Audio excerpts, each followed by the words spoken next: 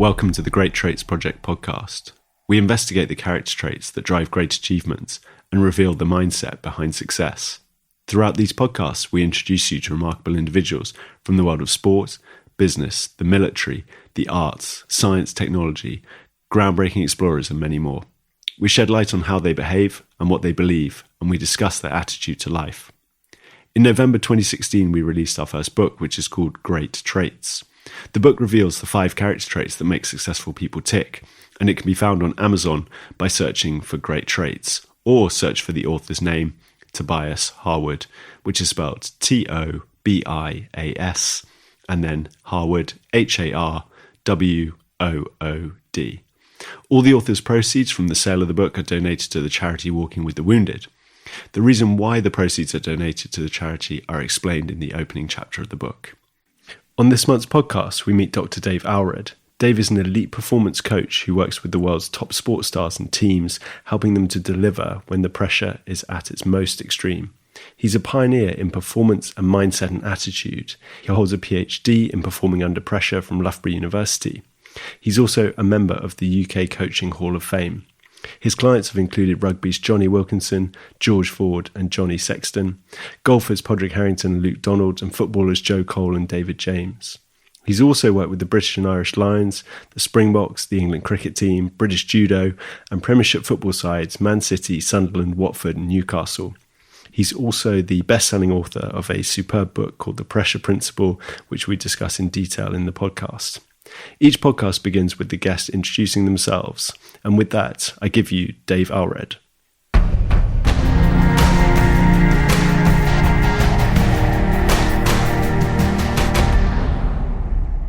Dave Alred, a performance coach in a variety of sports, with a variety of different levels, worked a lot at the elite level, and specifically looking at how to get people to perform effectively or to their potential under pressure, and all that entails, including how they first learnt the skill, and the culture and their attitude, etc., etc. Brilliant.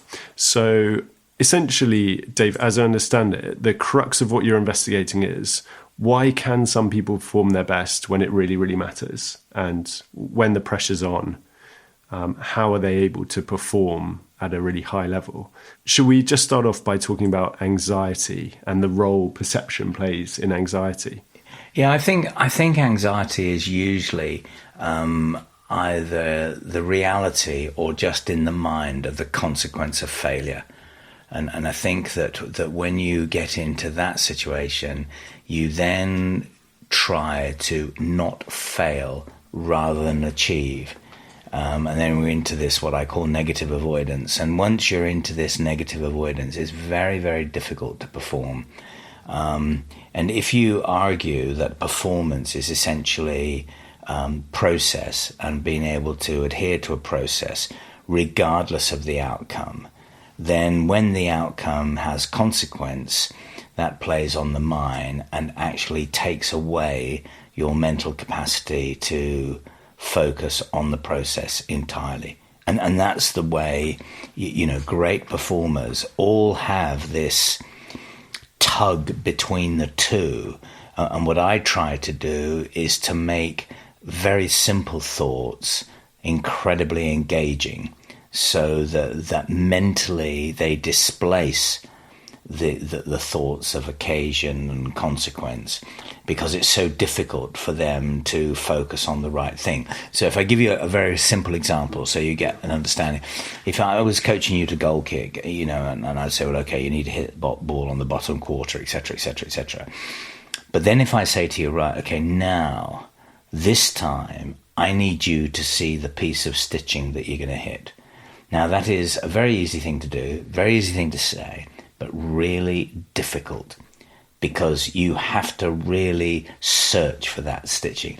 And it's that commitment and intention to a very, very small detail that helps displace it. It doesn't matter whether you're in Ellis Park or Twickenham or whatever. If you can't find the stitching, don't pull the trigger. And that's been one of the, if I said what are the mental keys that really help people, I should think that the stitching has been one of the real successes. It's a bit like the dimple on the golf ball.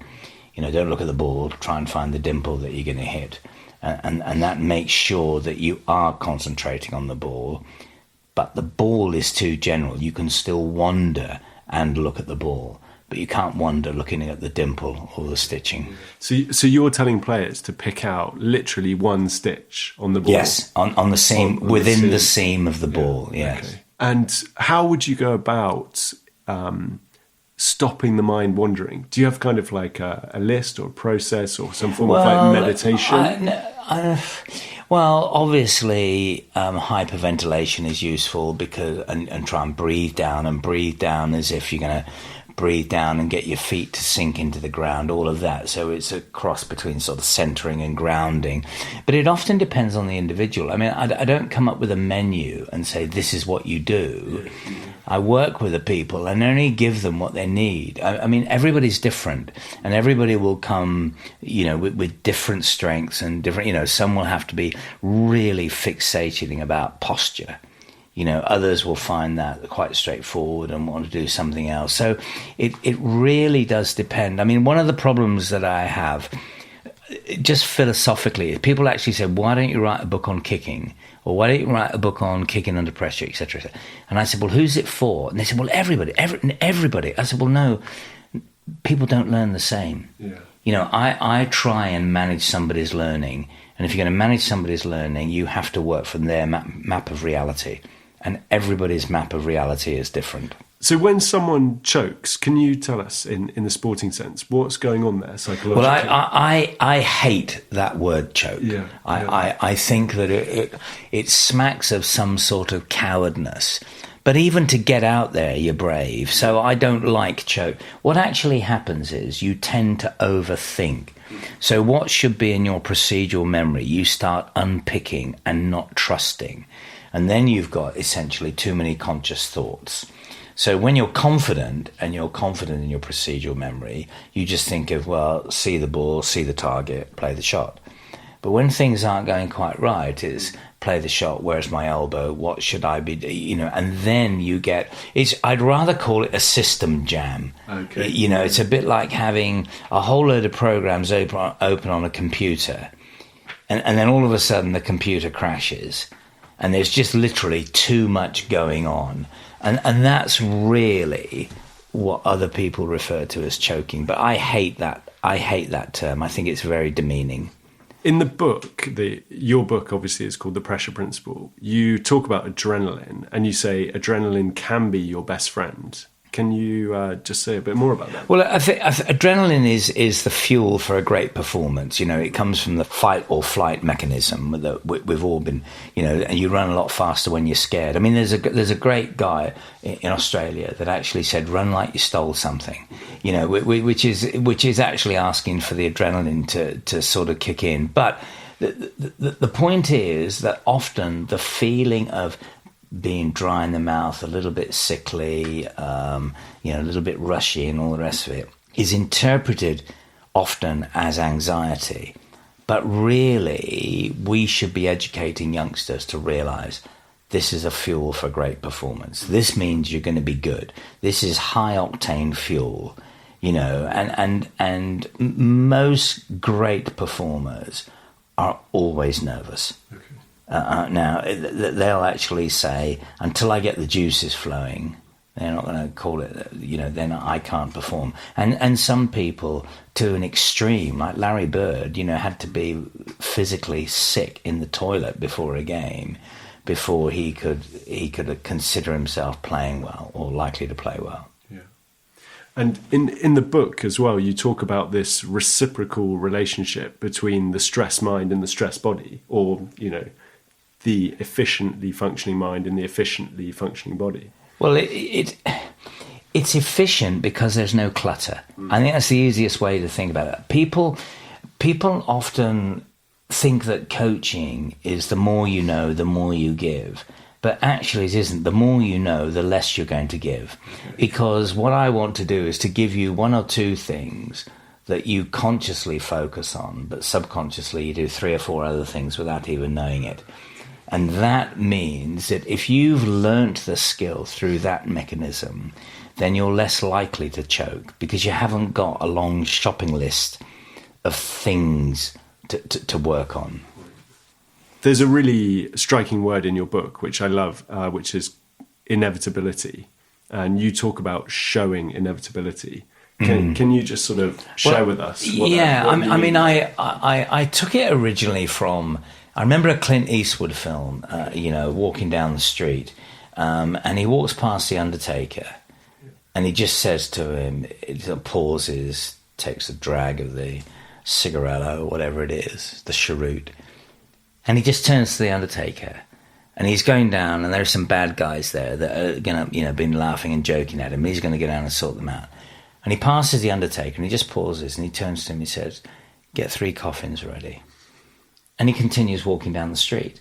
And his posture and his whole, and what's going to happen, Anyway, the bad guys all sort of, they're laughing at him and so on and so forth. And then then they suddenly realise he's serious. But there's 4 of them, okay? And very cleverly, he shoots the guys standing up first because they're going to draw quicker than the bloke sitting on the fence. So he shoots them all, and he walks back, and he pauses at the Undertaker's, and he just goes, "My mistake, 4 coffins," and keeps walking. And I recall that. I said, that's inevitability. It's going to happen. And some people, when they're coming up to a putt or coming to a goal kick, you just know it's going to go over. And it's interesting, if you ask somebody to show inevitability, the first thing that changes is their posture. Yeah. They just, of course, and there is that sort of command, well, of course I'm going to do it. And I try and say, okay, show me with your body that this is going to be a great shot. The one thing that springs to mind is someone like Ronaldo standing over a ball on the penalty spot. He sets himself like some kind of giant, before he takes the penalty. That sticks in my mind. And magnificent posture. Yeah. And not only has he got a magnificent mindset. I mean, you can argue, whether you perceive him to be arrogant or whatever, but the other thing is his power application is also a product of the posture, and people haven't twigged that. Should we talk about visualization and what role it plays? Well, with golf in particular, every shot is usually a little bit different.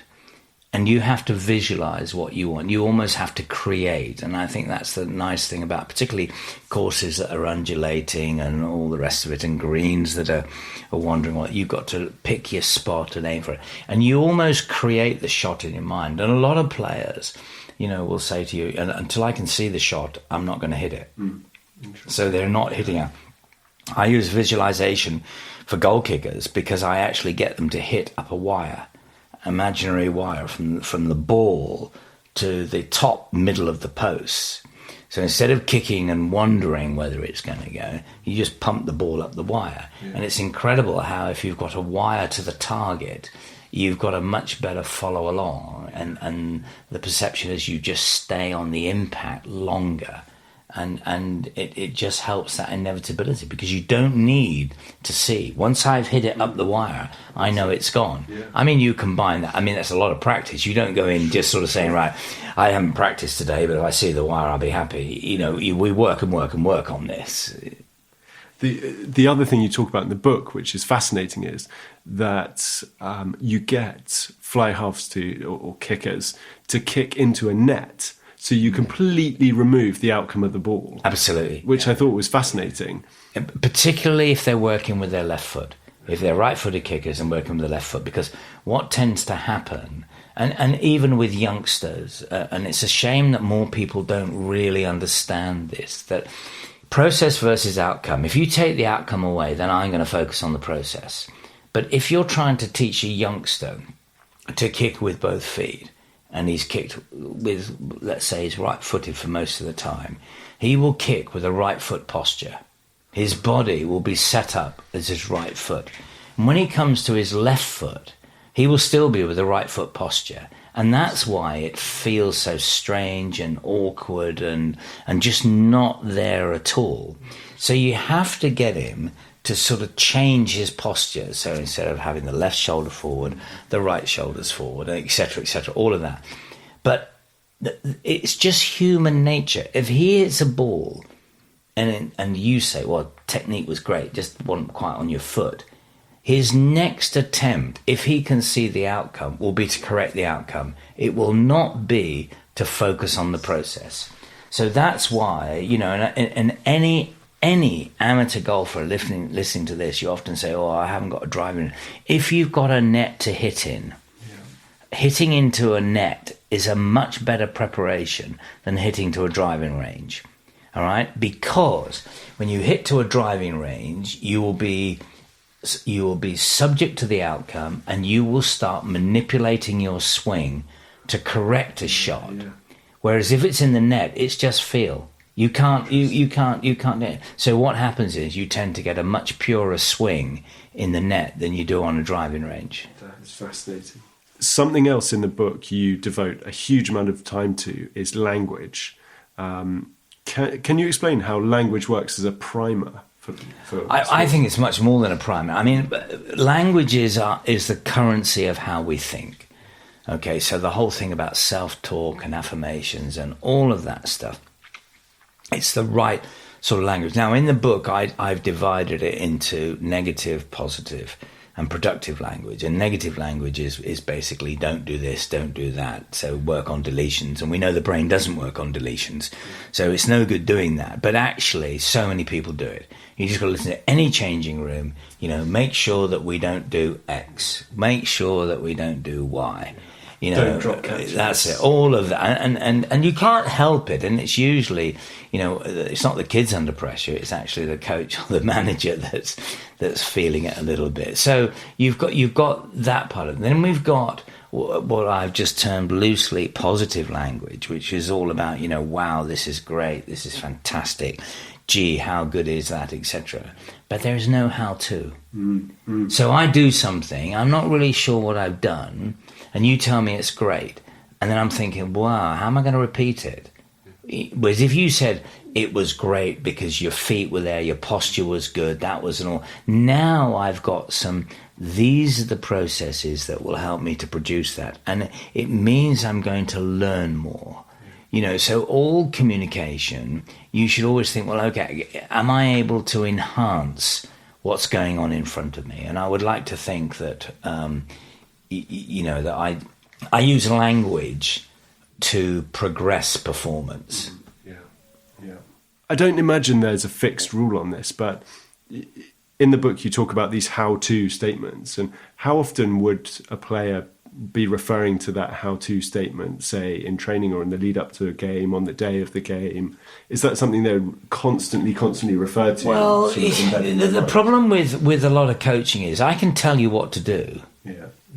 And then you're going, but what do you mean?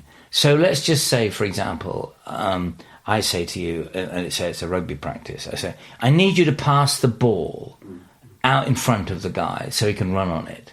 Yeah. Right? And you go, oh, yeah, all right. Well, how am I going to do that? If I happen to say, look, fire the ball and get your hands pointing 2 yards in front of the guy's chest. Yeah. Now I've given you a bit of a how-to. Yes.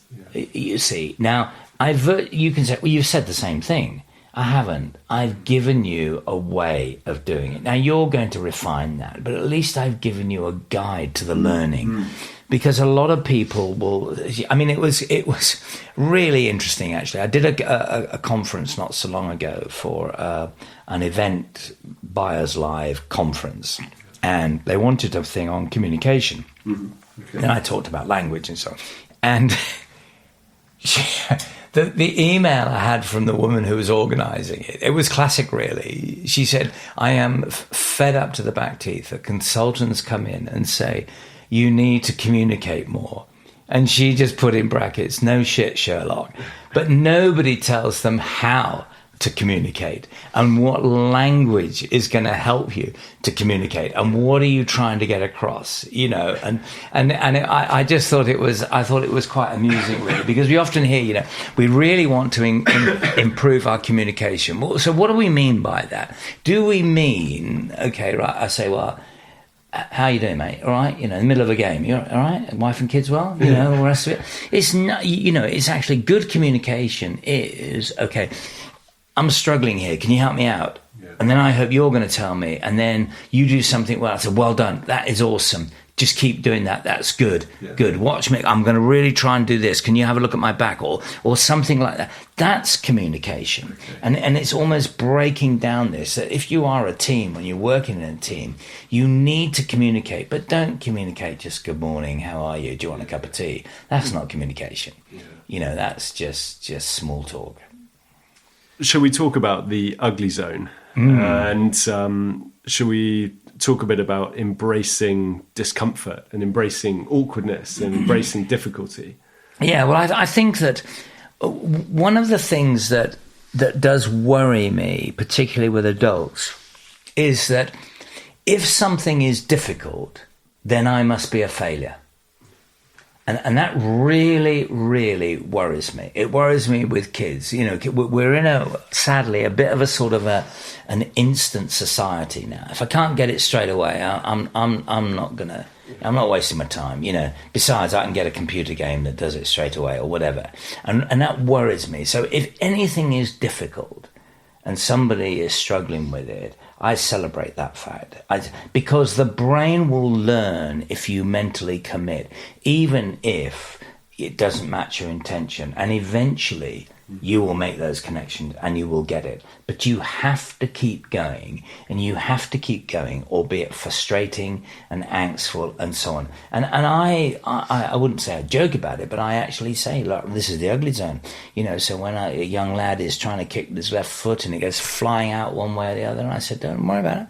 This is what learning's about, And yet, if you look at a 4 or 5-year-old, they're always in the ugly zone because they're trying and it doesn't work, and they don't worry, they just keep trying, and eventually they get it, and then they go to the next level and they go to the next level. And then somewhere along the line, I don't know when it happens, then all of a sudden we become self-conscious and we understand what failure is, and we don't want to look stupid and all of that. And that really does curtail our ability to learn. So if somebody asked me, well, what's the overriding thing that you try and do? I said, I try as much as I can to engender a 5-year-old enthusiasm in a 35-year-old person. I wonder if more people would be more willing to embrace that if there was more awareness about the concept of neuroplasticity. I'm sure this is something you've come across. And it's obviously the idea that the brain is malleable. And I think an awful lot of people out there would immediately assume that the brain is like a fixed entity, but that's not the case at all. I agree. You see, but then you actually say, okay, so what are good conditions for learning? And we all know about this release of dopamine that tends to be, if we haven't got that, we're not going to be in a good place. And that's why I looked at the ugly zone, and I had the little diagram there of I know it's not in color, but green arrows going up were excitement, likely success. I'm at the margin. If you can do 10 of something, let's see if we can do 11. We're not interested in Freddie that can do 50. I'm just interested in you doing 11, and we're going to go for 12. A little bit of excitement, a little bit of vibe, a little bit of, come on, let's have a go, encouragement, whatever you want to call that, okay? There's no fear of failure, and I'm saying, come on, you can do this. I know you can do this, so I'm giving you confidence. I'm building your self-esteem. And all of that seems to happen when kids are 4 or 5 and parents spend a lot of time with them and all the rest of it, and then it somehow doesn't go. Somehow we get lost, and we get lost, I think, for a variety of reasons. One of them is the traditional assessment of out ofs, and we have this sort of, okay, 10 out of 10 is really good, 3 out of 10 is pretty ordinary, and 5, 6, and people grade themselves almost how they feel about themselves. And I hate out of assessments like that, and I'd rather have everybody starts at 10, and all I'm interested in is not out of, but how far beyond 10 can you get? And then in a week's time, let's look back and see if we've improved on 10. And it's not out of anything. And obviously a concept very closely linked to this is practice. And I know, so you have a kind of very clear view on the difference between training and practice. Absolutely. Can you clarify that? I mean, what I've found is that sometimes people practice technique, not as often as they should, and usually they practice technique when something goes wrong, rather than continually practicing technique to improve, because we're not robots, there aren't absolutes and so on. Then they train and they do a number of reps. And then they come to the game and actually find, like, I've done all these reps and yet I can't do it in the game. It's not because they've choked or anything else. It's because in the game, it's one rep. And often we'll do 50 reps of something, and by the end, we are on fire. But the first 10 are ordinary. And I'm saying, well, hang on, we've got to learn that the first one is brilliant. And the skill of getting it all together to produce the first one. And that's why when I'm working with players, I don't let them rep more than 6 reps of anything. Even golfers. Change the club, do something, because we want a lot of first shots. Because in the games, it's often one shot. If I'm working with a goal kicker, you have 6 balls, even internationals, and they'll kick the 6 balls. And then at a break, and we have to go and get them, because I want them to have to reset. I don't want balls just going and going and going and going, because you don't learn like that. And in fact, the brain starts switching off bits of it, because it knows it doesn't need to actually recruit all. It suddenly becomes automated and just going, right. And then what happens, you actually find that the individual has actually dropped a level of concentration, still being reasonably successful, and then all of a sudden makes an absolute howler. In other words, we've met that tipping point where there's just not enough resources to get this done, and then we're in trouble. And then it's usually a frustration. What happened there? How did that happen? I've done all this work. And then you stay out even longer to try and put it back. But there is no how to. And if you don't work on your technique as repair and look at technique. So every session that I'm involved in, I try and have repair, training with reps, and then some one-shot opportunities, which are the match. And you, in some instances, you generate scenario which is more difficult than a match scenario. I'm thinking of, can you tell us about, you put the kickers in some extreme angle positions, just to make the target really, really small and get them used to hitting. I mean, there is a lot of stuff. Harvey Pennock, who was a golf coach who sadly passed away, had this thing that if you want to hit something all the time, you have to pick out the smallest possible target.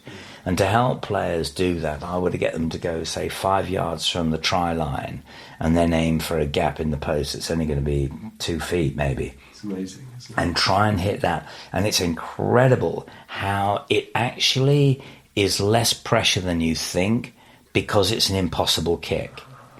And so, but if you get an impossible kick, the confidence is great. And even if you miss, often the ball is going to bend round and sort of land between the 2 posts. So even a miss is still pretty good.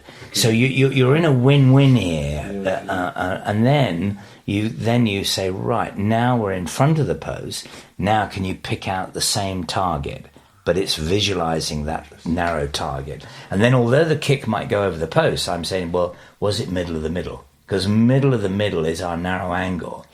So I'm not really interested in a shot that goes, in front of the post and then just goes inside or to the left or to the right. I want it middle of the middle. Yeah, interesting.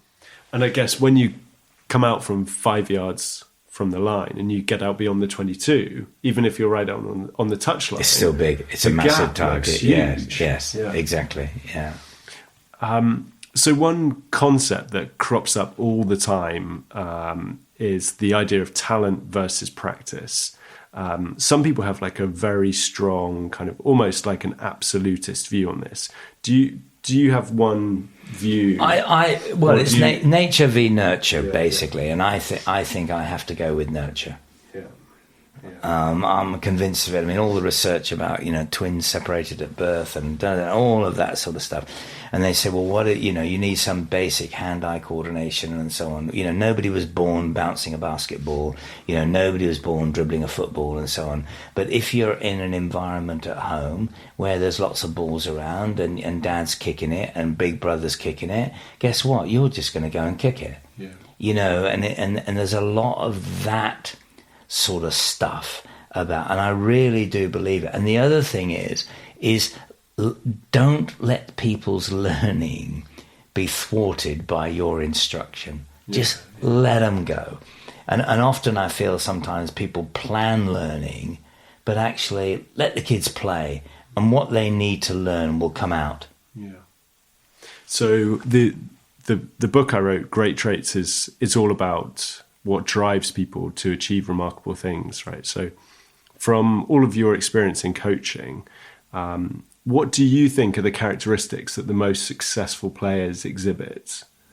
I think it's a bit of a myriad, actually. Number one, I sort of thought I had the formula or got close to a formula where I felt it was almost a contradiction of humility and toughness. And those two are not necessarily good partners, because when people are tough, there tends to be an arrogance. And if there's an arrogance, there tends to be a lack of learning and a lack of openness about, I could still get better at this. Humility, on the other hand, is often sort of towards introvert and, well, I'm not very good, etc., etc. But if you can get those two together, and then somebody with passion and drive, then I think the great performers never stop learning. Okay, the great performers have a passion and excitement about doing things. There is a drive, whether it's inherited or I don't care where it comes from, but they will get up in the morning and go to the gym at 4:00 if that's what it takes. Okay, they're not going to say, well, I'm not doing that. In other words, there is a sort of whatever it takes. Now, it's whatever it takes with the knowledge they have at the time.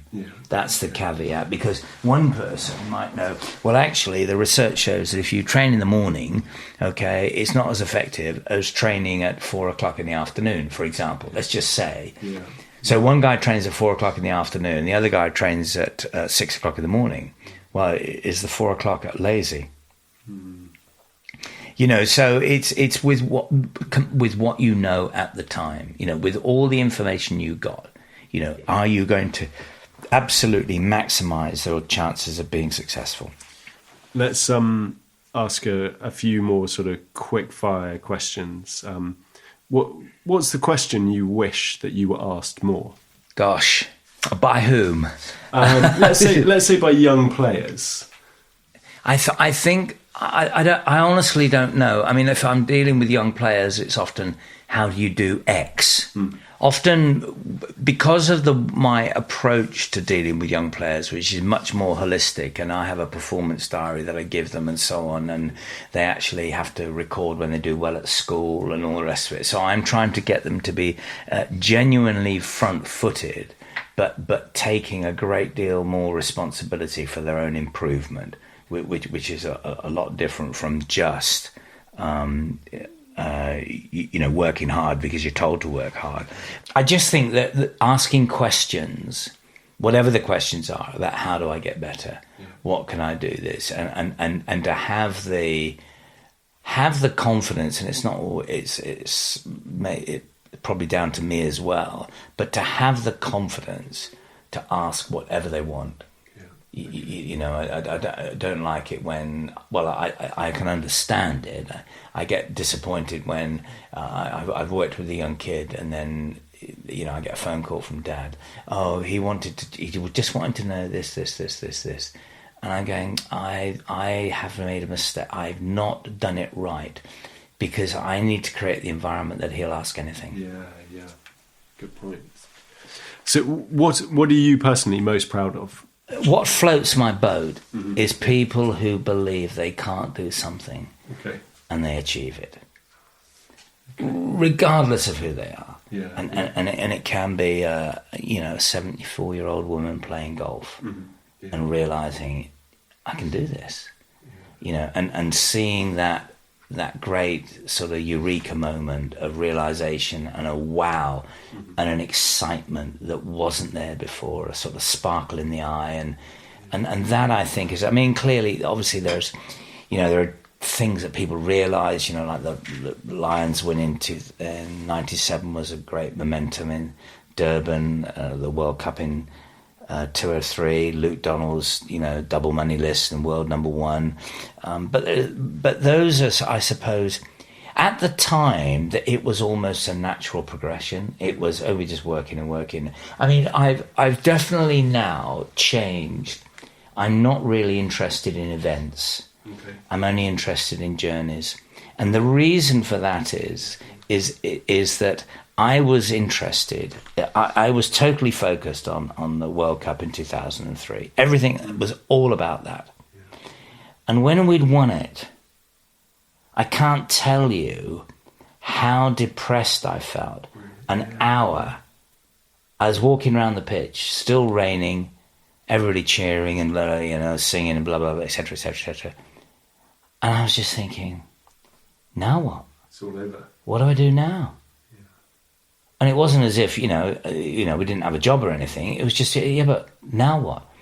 And if I had that again, I would really, even though the powers that be say, look, everything is down to this World Cup, I would have a caveat. I said, this is a journey. I'm going to do the very best I can with the knowledge I've got and what I know right here, right now. Yeah. But I will be disappointed if I'm not better than I am today in a year's time. That's very interesting. One of the concepts I'm really interested in is whether mindset is actually a choice. Do you feel that adopting a certain mindset or a different mindset is a choice? Yes, I do. The reason I believe that is that in golf in particular, you can be subservient to an occasion and you could go, oh, gee, I hope it doesn't go in the water, and that. And if it's right on the verge of consciousness, or even the self-talk or saying that, or you can say, right, where's the pin? Right, whoever designed this course thought they were going to get one over on me. There is no way that's going to happen. Where's the precise point? Right, 2 meters, left side of the pin. Okay, right. Let's look at the spot. I can even see the grain of grass that this is going to land on. That. Now, I can make that choice. And if I talk enough about that, it's about fake it till you make it nearly, you can actually shift that. And with if you have posture and you've practiced, by the way. I mean, the caveat in all of this is you have practice. You don't sort of go to somebody and just say, well, don't worry about practicing. We'll just have a little chat and off you go. That is not going to work. But at the elite level, when the difference is often just mental, it's who can actually create the mindset that's going to be the most productive at that particular point in time. Very interesting. Okay, last few questions, Dave. What would you say to your 18-year-old self? Oh, golly. I wish I'd met me. Interesting. I like that. Tell me one book everyone should read. Aside from let's rule in The Pressure Principle, which everyone should read. Thank you. Tell me one other book. When I did my PhD, I almost gave up reading books because all I was doing was diving into the book to the bit that I needed. Yeah. So I'd look at David Coyle and I'm looking at this nature-nurture argument and the whole thing about myelin. So I'd just go straight to the chapter. Yeah. And I missed the story. I just wanted the chunk. It's almost as if I was reading Little Red Riding Hood. I just want to know what was the porridge. Yeah. It was a bit like that. And I found it quite difficult to go back to reading, because I'm still doing it now. I've got a bee in my bonnet about something, and I just go, I'm going to get that. My partner is desperately trying to get me to smell the roses and take a little bit of time and read, to enjoy it. And at the moment, I'm struggling with that, because I know all this, and I want to get to the bit. But I think there's a whole collection of books. I mean, one book that I think is a bit of a textbook, but it really did help me with my research, is a thing called The Psychology of Concentration. And that's by Kevin Moran. And there's a lot of papers. It's not really a book, that goes chapter 1, 2, 3, 4. It just deals with a myriad of psychological, mental concepts and arguments and research about learning. I mean, not all that you can agree with, but it just tells you what's out there. And I found that, I mean, I really butchered that book. There isn't probably 3 pages. You couldn't turn 3 pages without my underliner, ink, turned down, comment in the margin, whatever. I found that sort of discussion, because there is no black and white anymore, is it? It's all shades of grey. And I like, if you like, enriching the palette with as much as I can. I mean, I'd be disappointed if I'm coaching and I have the same mindset next year, this time next year, as I have this year. And this year I have definitely feel I've improved in some respects quite dramatically, although very subtly as from the outside, of fast tracking learning. By actually, in some respects, almost saying less and just conditioning, and changing conditions, so the learning is more implicit.